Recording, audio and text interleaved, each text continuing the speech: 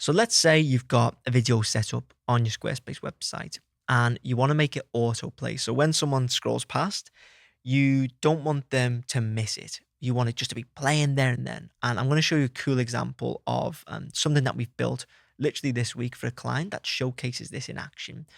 The only caveat I would say with an auto-playing video is it can't have sound.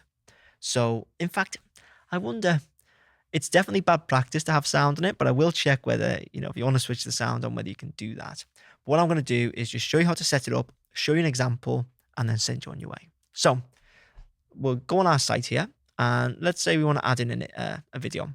So head down, and we're going to add a video section in here to make things nice and easy for me. So, boom, we've got our video section when it loads. What we want to do is double click on the video, and then we're going to go down here and we're going to mute it. So yeah, it does have to be muted, which is probably for the best, so you don't scare your visitors off. We're going to click mute video, then autoplay, and you can see it starts. Now, one thing I would recommend is to loop it as well, because when you get to the end of a video and it comes up with this this replay button, I just think that looks really crap, to be honest. So I would toggle that on.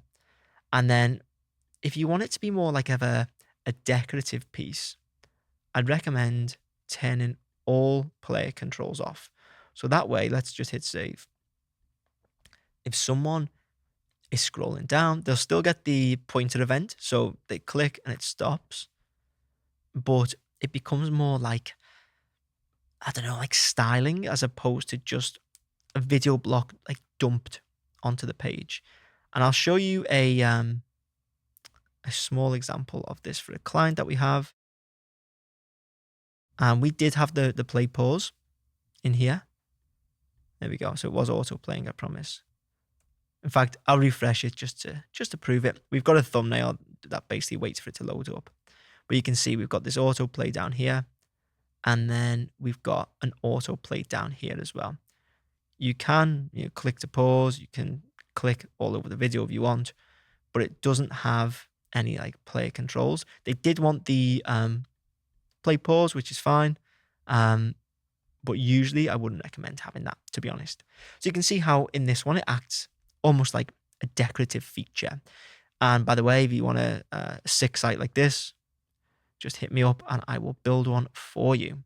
For a fee, of course, this is not charity. Now, if you want to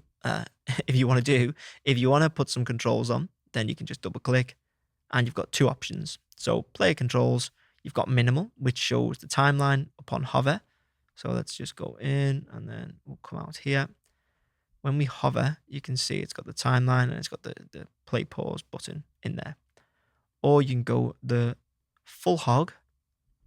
And is it full hog? I wonder.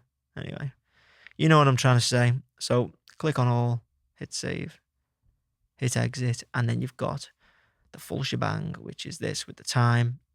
You got the expand video. I don't even know what the technical term for that is. Settings and volume. So you've got everything there. Again, I feel like it detracts, so I don't usually put it on client sites.